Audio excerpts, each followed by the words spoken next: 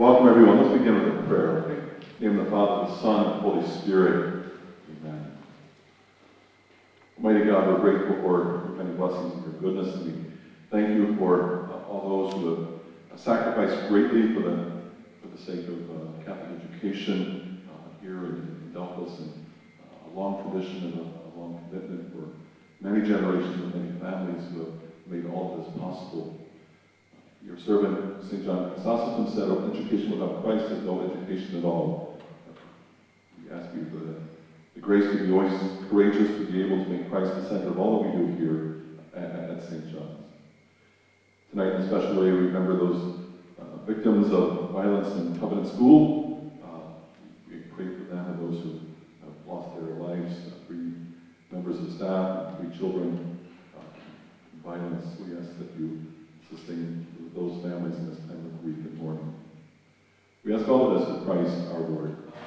So tonight, we just want to make known to you the many programs that are available to make Catholic education here at St. John's accessible to you.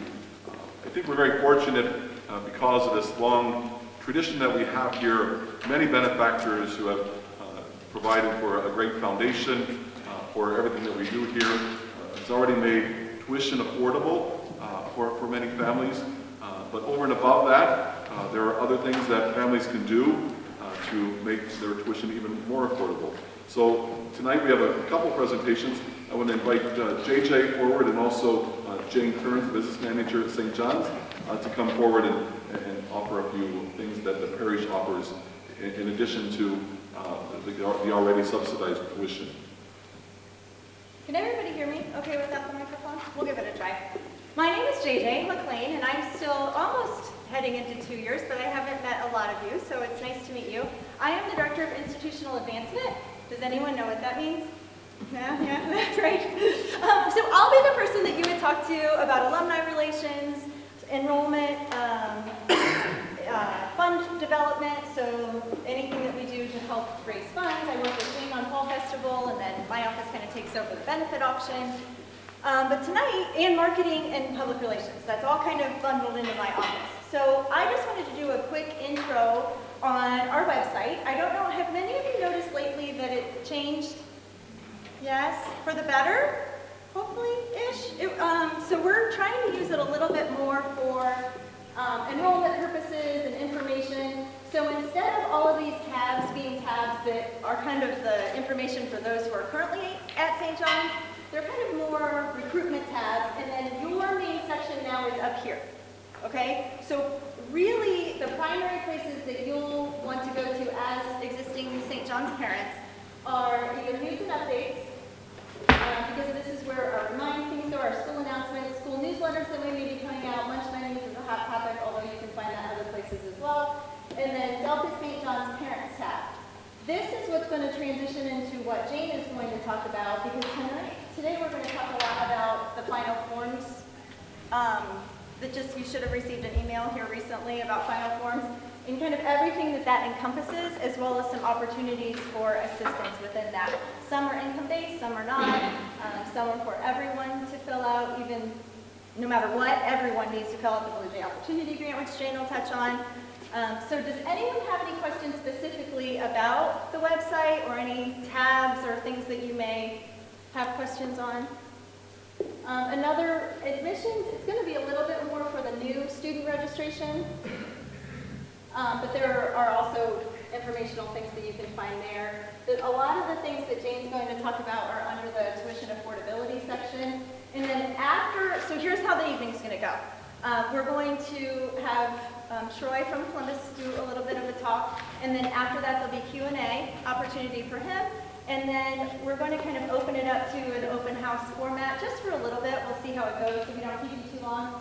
Ed Choice, there's a table back here that someone will be there to answer any questions specifically about Ed Choice. Anything other that's kind of all of those listed within this sideboard here. There's a brochure and more information about that at the center table, and some giveaways, cups, keychains, little things like that, so stop and see me there. And then Donna will be there to talk about Script, which is kind of an underutilized program that we have, but it can take money off of your tuition as well as provide money for the parish. dollar for dollar. So you're not out anything, you go and buy a script card for $50, you spend $50. You're not out any money, but a percentage of that varying on the business can also go towards your tuition or the parish, and the parish. Okay, so with that, no questions so far? Okay, I'm going to turn it over to Jane. And we're going to try to keep this pretty casual, so do please ask questions. We appreciate you coming and hearing more about everything that we have and ways to keep your Catholic education affordable. So please ask questions as they may come up. Jane. Can you technologically turn me Yeah. over to Okay, my guys, computer, please? This is going to test me right now. I'm in charge of the technology. Okay, here, I got this. Look. Woohoo. You did it good. Yay, Okay. we did it. So JJ touched on final forms just a little bit. If you've gone in and you've set up your account, this will look semi-familiar to a lot of you.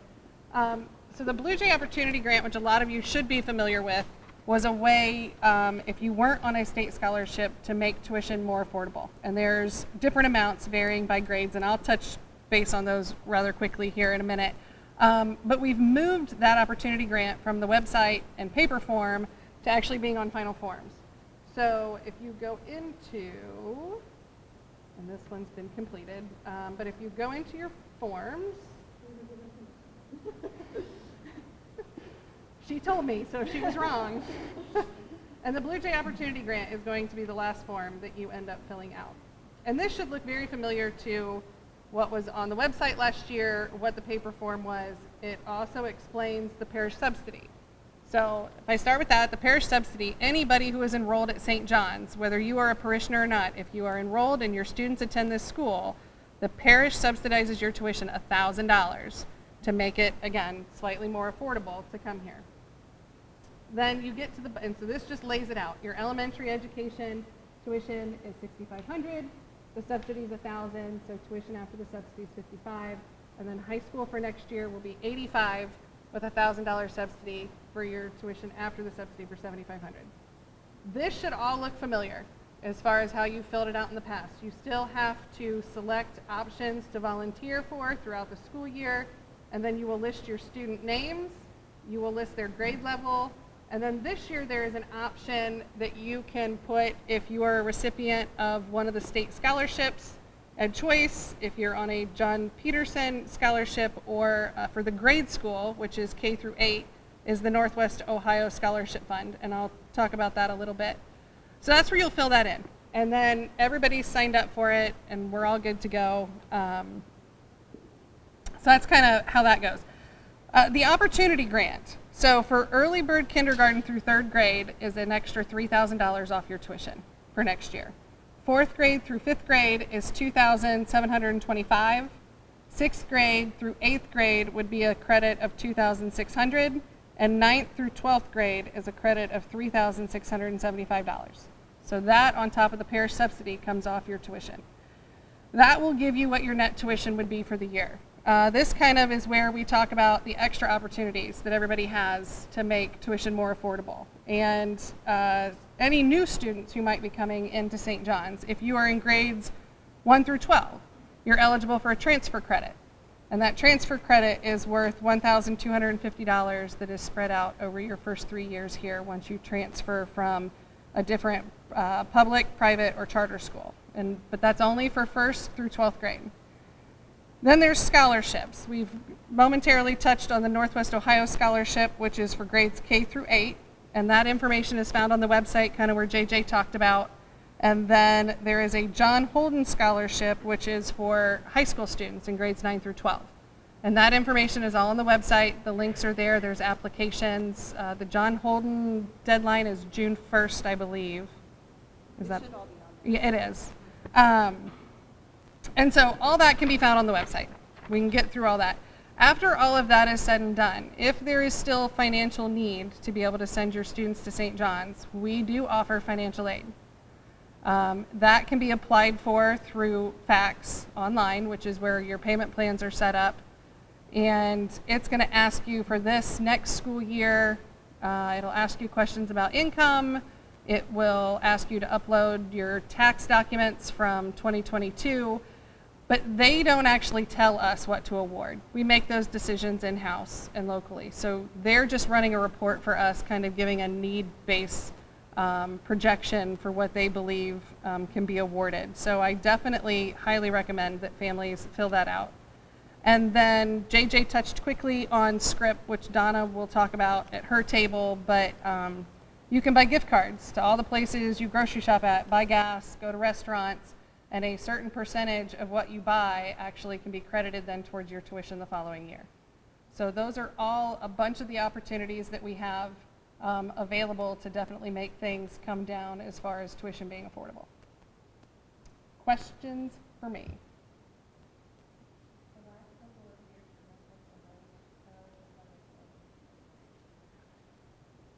Okay.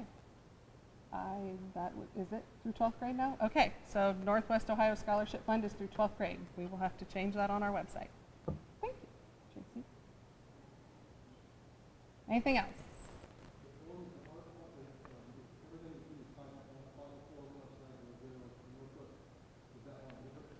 The scholarship stuff will be on the website. So the Northwest Ohio Scholarship Fund is on the website. Nope, on our school website. Yep. And EdChoice is not. Nope, that is all handled through the grade school office with Kathy. So any questions, not to throw Kathy out there, she'll have questions to answer, and you can always call the office and speak to her about that if you have any questions in regards to that.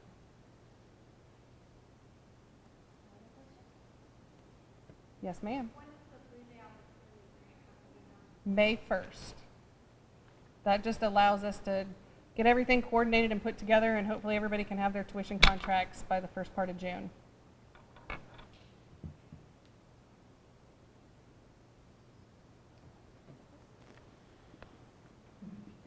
Anybody? Nope.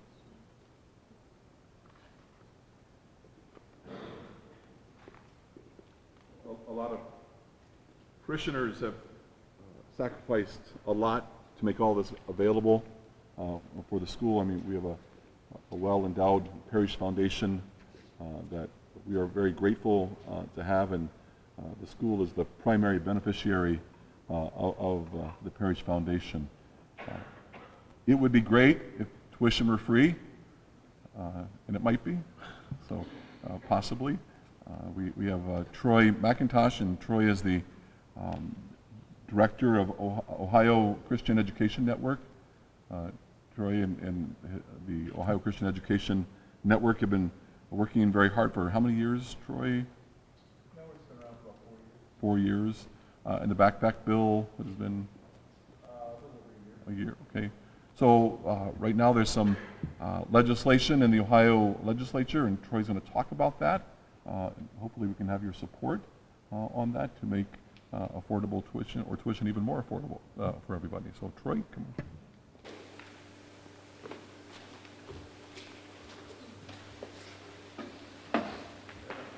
Well, thank you for the invitation to come tonight. I'm excited to see such a great turnout. As Father Jeff said, my name is Troy McIntosh. I'm the director of the Ohio Christian Education Network, which is a network of 154 evangelical and Catholic schools around the state, of which DSJ is one of our members. And so that's why I'm so excited to be here tonight and to be able to talk to you about some things that we believe are going to be beneficial to you and your children. Okay, it was, well, I should let me back up. So I was the head of school at Worthington Christian prior to becoming the director of OSIN in the summer of 21. As I was at Worthington Christian for 27 years. I don't ever think we played Delta St. John's or anything, but I can tell you we hated coming up this way to play UMAC schools because we knew we were in for trouble. I know the MAC cost us 2 state championships in basketball in my lifetime, so thank you very much. When I became director of OSIN in the summer of 21, one of my first trips was up north to Upper Sandusky to meet with Representatives Reardon McLean and Marilyn John. And it was in that meeting in a little, off a little restaurant in Upper Sandusky that we began to craft what's called the backpack bill. Okay? Are any of you familiar with that idea, the concept? Okay. It really arises out of the idea that parents ought to be the ones who are empowered to make the decisions for their children on what kind of education they receive, rather than a state bureaucrat down in Columbus. Okay? And so the idea here is that the state has an obligation to fund the education of the students of Ohio. That's a part of the state constitution, Article 6. Okay? However, we believe that the state is not the best one to determine how that funding should be used. We want you all to be the ones who determine how that funding is used. And so that was the genesis of what has come to be known as the Backpack Bill. So tonight I want to talk to you about the status of that whole idea, that concept of educational freedom for Ohio students, and how it can help you be a part of funding for the school that you've chosen for your kids here at DSJ. Because this is, you obviously believe in what the mission of DSJ is, and we want to be able to help you do that. So our mission is to make faith-based schools available geographically and financially for every student in the state, no matter where they live. Okay, and we obviously want DSJ to play a big role in that. So there are currently 3 bills pending before the Ohio General Assembly that advance this idea of educational freedom. You can think of them as good, better, best, okay? The 3 bills here. House Bill 33, Senate Bill 11, and House Bill 11, okay? House Bill 33 is the current state budget bill. It's sitting in the House Finance Committee right now where all budget bills originate. You may have heard that Governor DeWine, in his State of the State address, it's been about 2 months ago now, advocated for expanding the Ed Choice program so that any family who is at 400% of the federal poverty level and below would be eligible for an Ed Choice scholarship. Currently that cutoff is 250%. His desire is to expand that to 400%. For a family of 4, that's about an income of $112,000. That would capture about 75% of Ohio's students. So that's a pretty big expansion, okay? That would be a win for Ohio's students. There are some issues with it that we think it stops short of being ideal. It may not be used at non-chartered, non-public schools. Now that's not an issue if your kids attend DSJ because DSJ is chartered, non-public. That's why you are able to currently use Ed Choice scholarships at this school. There's no provision for homeschooling either. If a family believes that homeschool education is the best route for their children, then HB 33 doesn't do anything for them, okay? You can't use Ed Choice scholarships to pay for homeschool education. So because of those limitations, we believe we want to push that educational freedom ball down the road more.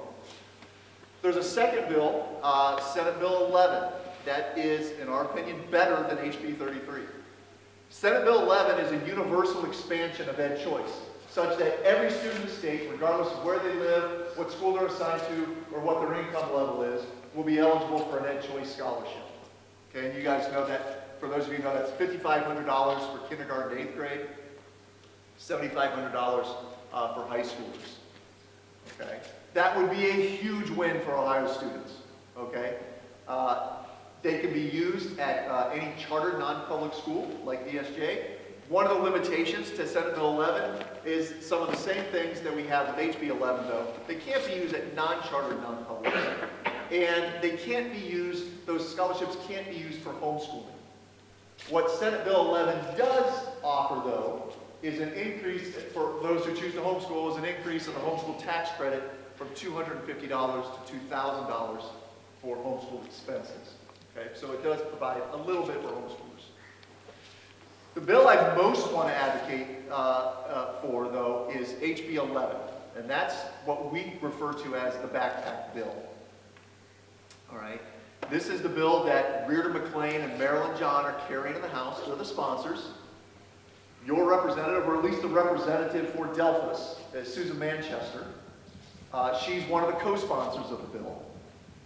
And what this bill does is it gives universal coverage.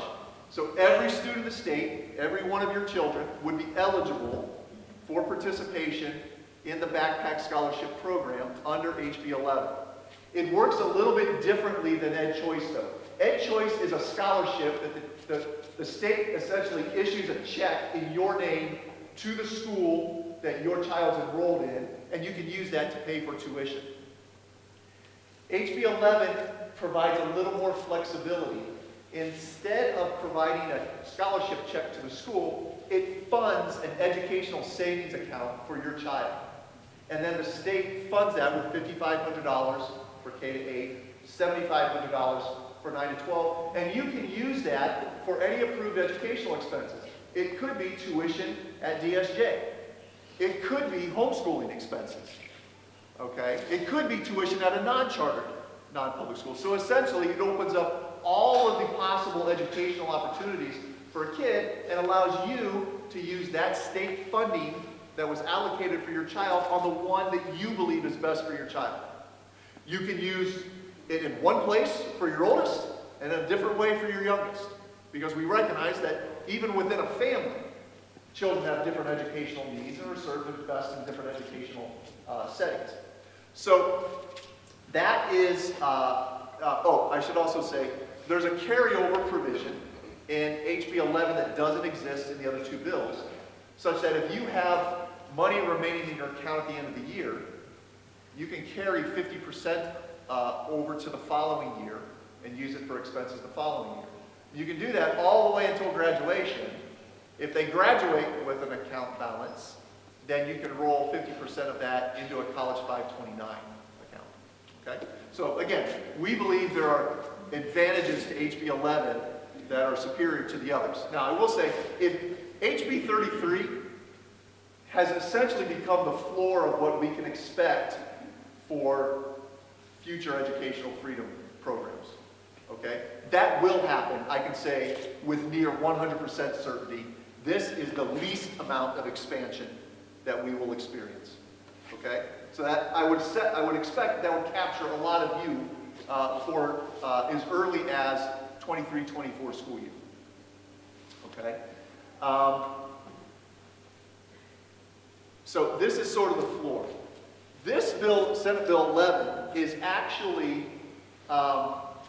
it's being carried in the House by Senator Sandy O'Brien. But one of the big cheerleaders for it is your state Senator Matt Huffman, who happens to be the Senate President. Okay? Senator O'Brien actually introduced this bill at the request of Matt Huffman. I will say, Matt Huffman is one of the leading advocates for educational freedom and school choice programs in the country, not just the state of Ohio. So you are well represented with Susan Manchester and Matt Huffman when it comes to educational freedom programs. Okay?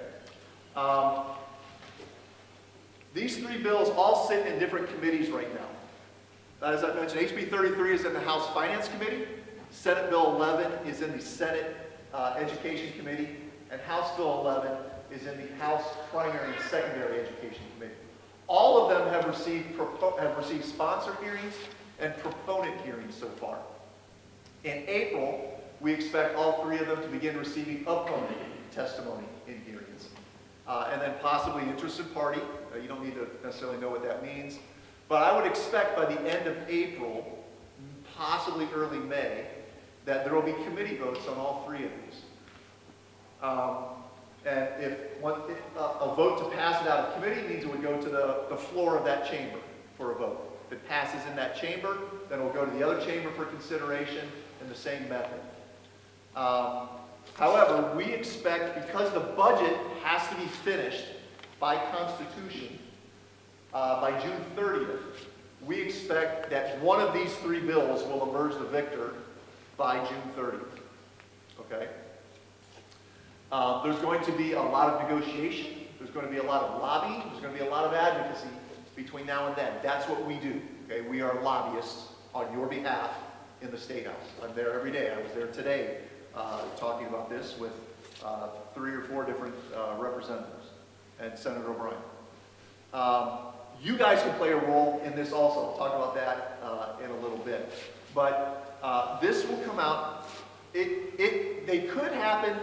Senate Bill 11 and House Bill 11 could happen by being passed as standalone bills, or they could be passed by getting rolled into the budget as an amendment to HB 33. So essentially, it's possible that SB 11 or HB 11 could replace the governor's proposal in the budget bill. Okay? In that case, that'd be a huge win. Okay? But that's what I want you to know. We are at a time in the United States and in Ohio where the push for this type of thing has never been greater. If you've been following the news, you know 6 other states have already passed universal educational freedom programs in the last 12 to 18 months.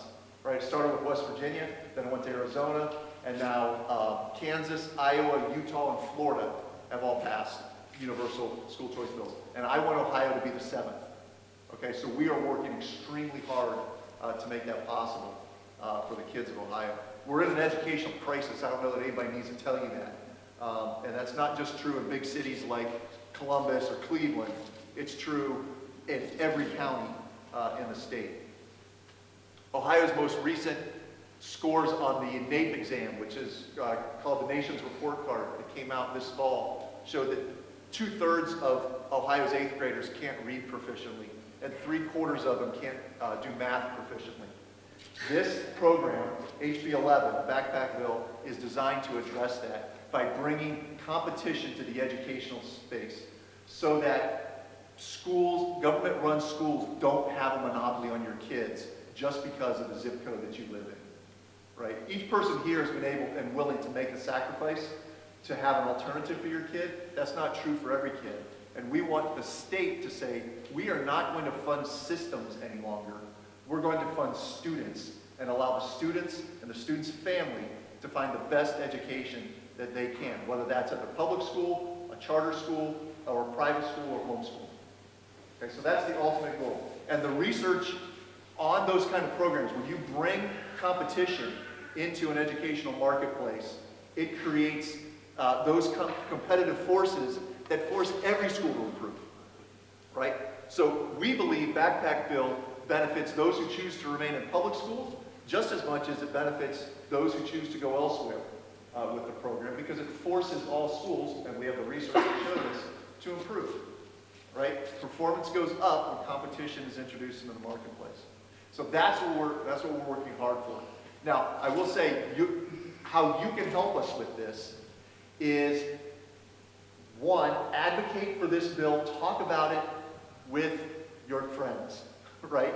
I would hope that by the end of the week, there isn't a family in Delta St. John's who doesn't know what the backpack bill is, because you guys have told them, right? You're talking about it in the pickup line, or when you see people at church on Sunday, or wherever it is. Talk about backpack bill. And then advocate for it to your lawmakers, right? Matt Huffman and Susan Manchester are probably already on board. Well, I know they are. They're already on board with this idea. It's still worth calling, if for no other reason than to thank them for supporting it.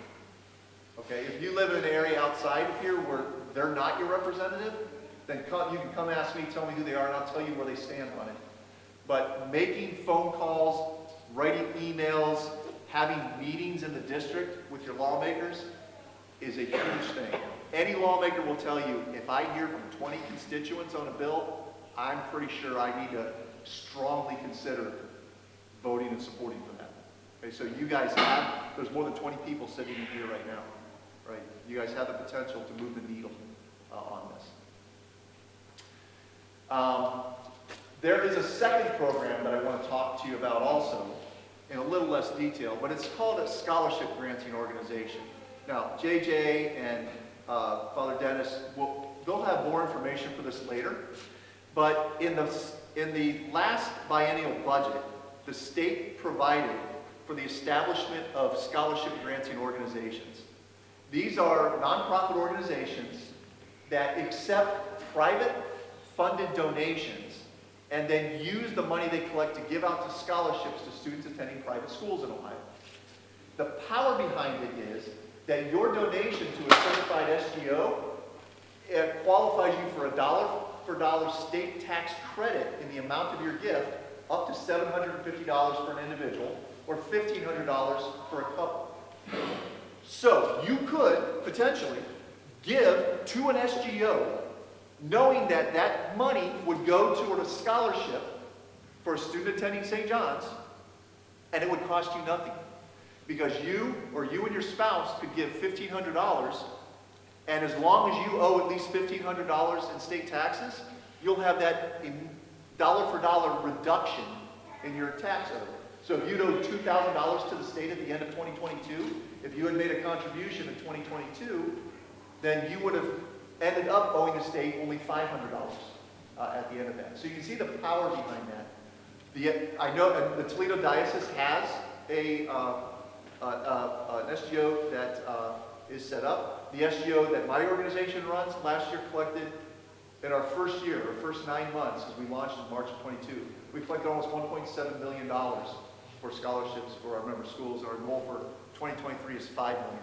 So you can see how this is going to grow out. We're actually, some of the legislation that we're advocating for outside the backpack bill are expansion to the SGO program also, to increase the cap on the tax credit and allow you to make retroactive contributions, so that if you're filling out your taxes, like with this weekend when I sat down to do my taxes, I would be able to make a gift at that moment, have it credited toward my 2022 taxes, so I don't have a couple months lag between when I make the gift and when I can claim it.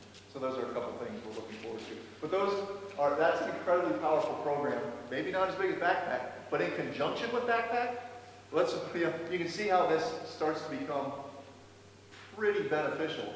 If you get a $5,500 backpack scholarship for your second grader, and you qualify for a $1,200 SGO scholarship, you can see how this starts to really make Catholic school, faith-based schools accessible to families. That's what our goal, that's what our mission is. Okay? So those are the two big programs. Yeah, I'm happy to, I'm not sure when you want to do the questions. Okay, so I'm happy to try and answer any questions that anybody has about any of those programs. Yeah. Can you help me understand how to frame the opponent side of the backpack bill funding primarily? Because when I brought it up, how are we going to pay for that? And is it actually going to cost the taxpayer more because I'm contributing my own benefit? Yeah, it's a good question. So there is opposition to backpack bill, believe it or not. And it tends to come from public school interests and teachers unions. I mean, those are the two biggest opponent groups to it. They will often make the claim that these type of school choice programs financially ruin public schools. Right? You'll hear that a lot. Don't believe it. And here's why I say that. I've got the data to prove it. In the last 10 years, the number of Ed Choice recipients in Ohio has tripled, from a little over 17,000 students to about 52,000 students. And now, if their argument is true, you would expect that public school financial position to be growing worse and worse, right? The opposite is happening. In that same 10-year period, the collective cash reserves of Ohio's public school districts has more than doubled to $9.2 billion. Let that number sink in. And it's doubled not only in absolute dollar terms, it's doubled in terms relative to their annual expenditures. It's gone from 20% of their annual expenditures to 41% of their annual expenditures. So the idea that educational freedom programs bring a harm to public schools just doesn't work. As a matter of fact, imagine this scenario. Let's suppose there's a public district that has 1,000 students, okay? And after backpack bill, 100 of them choose to take a scholarship and go to a private school or homeschool, all right?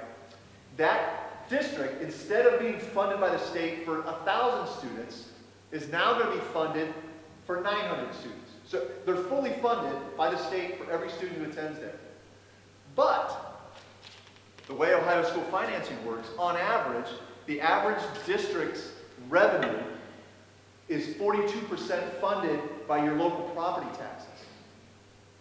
They continue to receive 100% of the local property taxes even after backpack bill. So they continue to get their local revenue as if 1,000 students were still attending. So while a district's gross revenue may drop a little bit, their per pupil revenue actually goes up after backpack. That's why, one of the arguments why I say their financial position actually improved after tripling of Ed Choice recipients. So the idea that it's going to ruin schools is I don't believe a valid argument. The data show it. Now the cost of it, there is a cost because all of you attending DSJ right now, not on a scholarship, would suddenly become eligible. The state would have to fund that, right? There's been fiscal analysis written on this. I would estimate the total cost of the bill, this is going to sound like a big number, to be between $400 and $500 million in year one. Now, that sounds like a big number until you realize the state K-12 education budget is over $11 billion. So this is less than a 4 to 5% increase in the state education budget.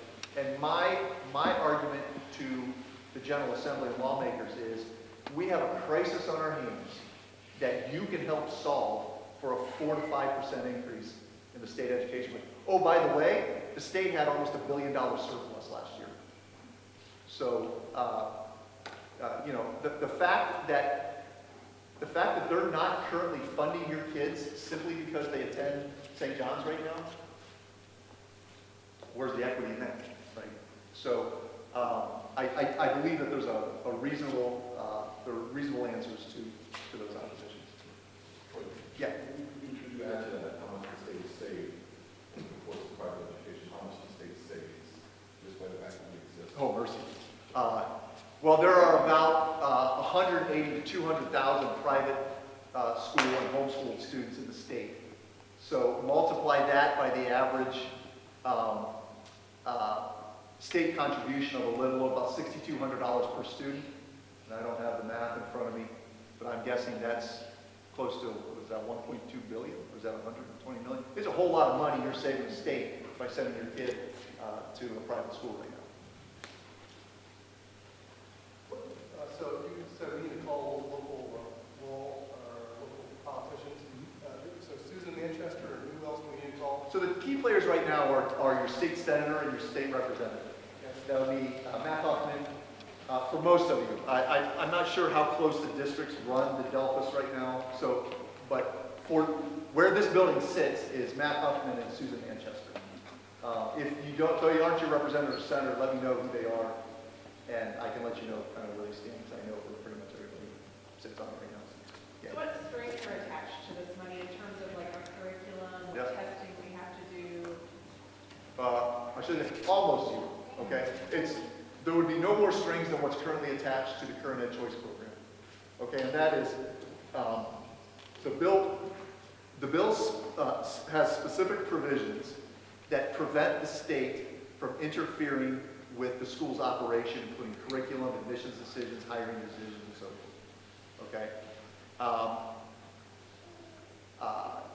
Okay. In terms of testing, it has the requirement that a participating school give a nationally norm reference test to its kindergarten to 8th graders at least every other year, and then submit those scores in aggregate to the state and make them available to prospective parents. The reason we want them available to prospective parents is we want to create a marketplace where people can find the best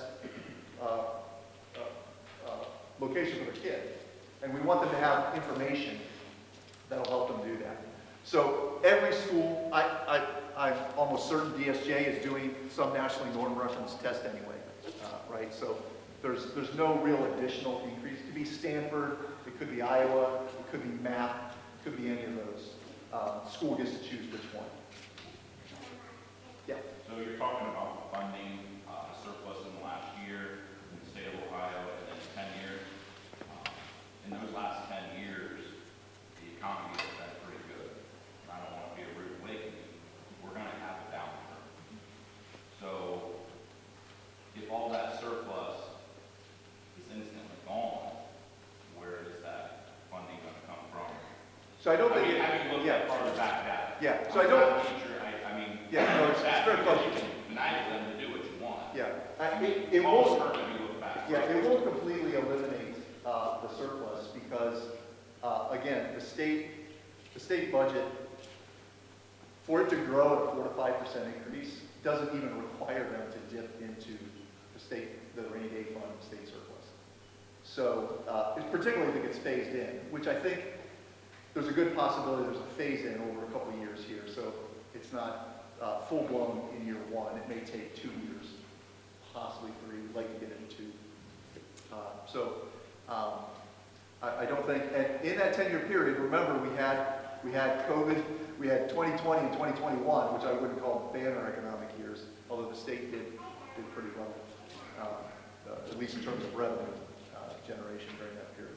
So, hope that I mean, like 2008 was one of the last economic downturns, as far as, economy-wise. So you're back 15 years, see what I'm saying? You're isolating your 10-year stats to a. Well, I can take it back. economic good time. Yeah, sure. I can take it back further, and you're going to see the same. And all this information is readily available on ODE's website. You can go back 15 years, and you're going to see the same pattern. You go back 20 years, and you're going to see the same pattern. The Ed Choice program is about 20 years old. It's about 18 years old now. You'll see the same pattern ever since it started in 2004. So then the other thing, if these are put into the budget, that's a 2-year deal. So you got a headache of putting this through every 2 years. So it's a good point. So the budget that gets passed makes no commitment to fund anything beyond that 2-year budget, right? But that's true of any program, including Ed Choice right now, right? So it is, once a program gets established, it is really hard to disestablish it. And so it would be possible that the state could determine at the end of the budget that they're not going to fund it in year 3 and 4. Good luck to the representative or senator that votes for that. It would require ongoing provision in the budget, though, you are correct. Yes? You mentioned backpack bill. So the funds essentially would come to the families. How have you, would it go into account similar to a 529? The reason I ask that is would those funds then act similarly to the 529 where it's not federal income or state income tax driven? Yes, Good question. So it goes into an ESA that, similar to 529. 529 is actually like an investment account. These wouldn't be investment accounts. So they'd be more like health savings accounts. Think of them that way. I sometimes use the analogy that the SB11 is like a flexible savings account, and HB11 is like a health savings account, where the FSA, you can't carry over from year to year. You kind of have to project how much you're going to have. There are some limitations to it that the HSA doesn't have. So they'd be similar to that. They'd be an account that the state treasurer would set up in your kid's name, and then the treasurer would develop a way, either through a card or some kind of a debit system, where you could pay St. John's your tuition out of that account. You choose a homeschool, you could purchase supplies at Lakeshore Learning or wherever you purchase your homeschooling supplies. It's restricted to approved educational expenses. You can't buy a new boat with your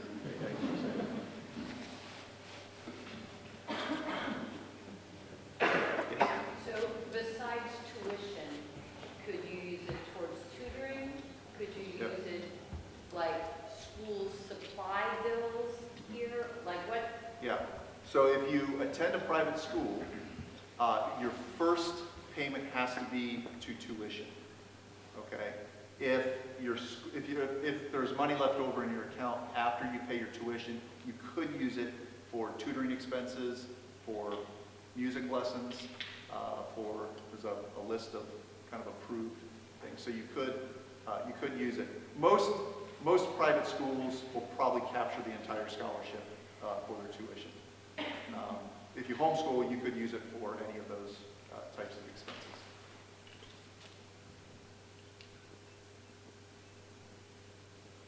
So back in May 2020, basically at the height of COVID, we had on our spring election, the Delta City School District passed a 0.5% income tax. Do you think that if this passed, that would kind of, that their funding situation could possibly improve such that if that current income tax is temporary, I forget if it was for 3 years, 5 years, or how it's structured, but that maybe there could even be an argument that they don't need that anymore. Yeah, I would make that argument, as long as they're willing to right size like every other enterprise that happens when they lose market share. Okay, never mind. I mean, that's the issue, right? They have to be willing to right size. If they lose 20% of their student body, then that means they're going to have to decrease their faculty. It means they're going to have to possibly shut a building down and lower their fixed costs, just like St. John's would, if they experienced a large downturn in enrollment, just like my school would have been, just like any businesses would have. I think the answer is yes. I think it actually could save taxpayers in the long run, as long as public schools are willing to make right-sized decisions.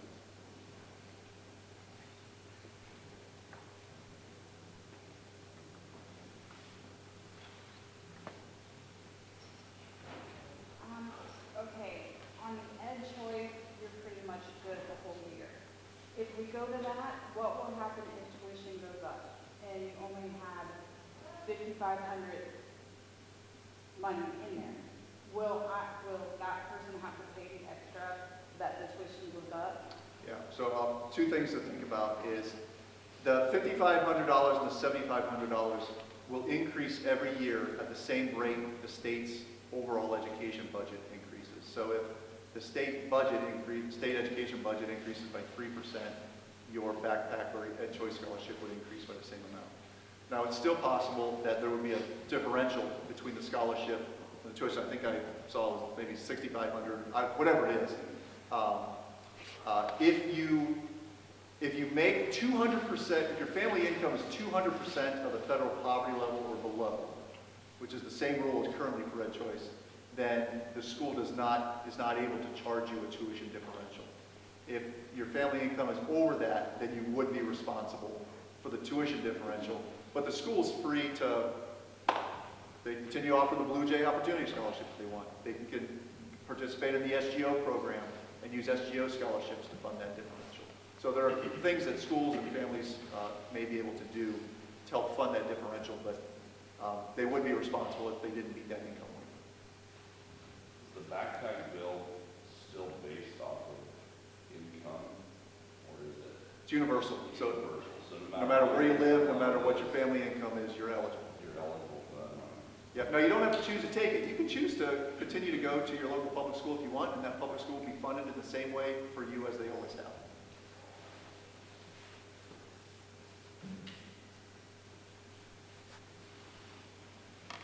It almost just sounds too good to be true, to be honest.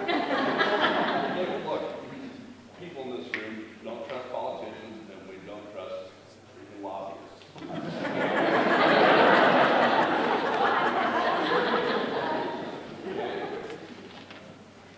We don't want to affect our taxes, our property taxes, our income taxes.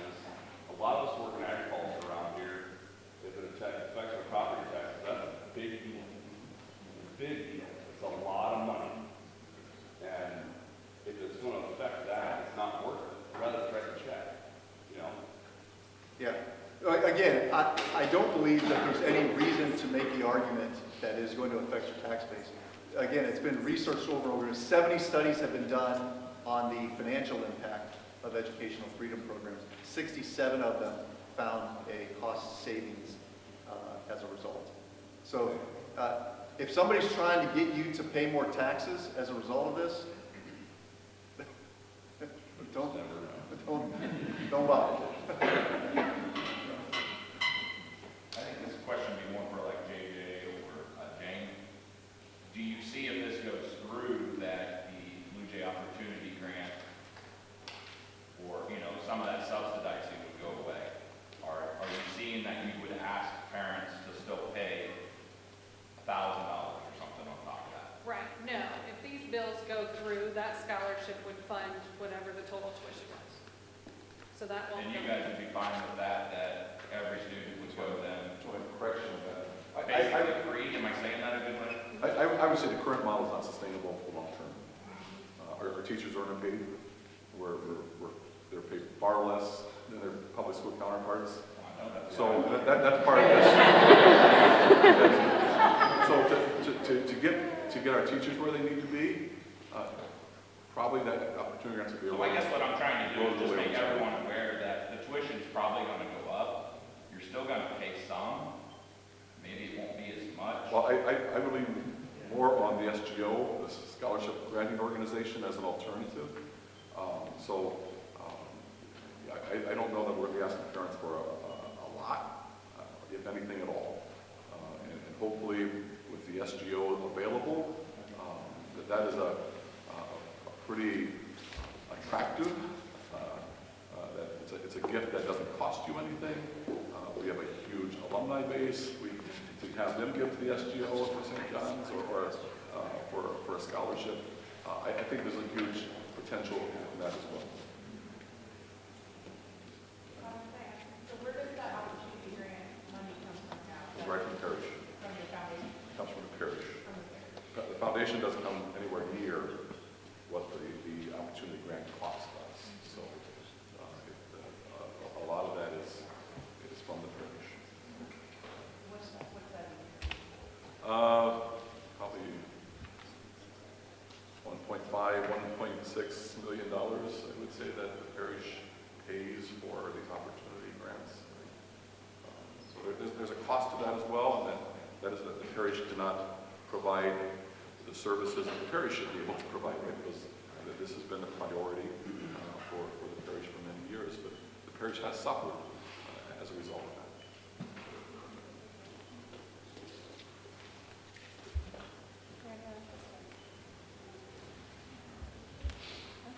I'll be around afterwards So I was if gonna say, you're gonna if sit around. anybody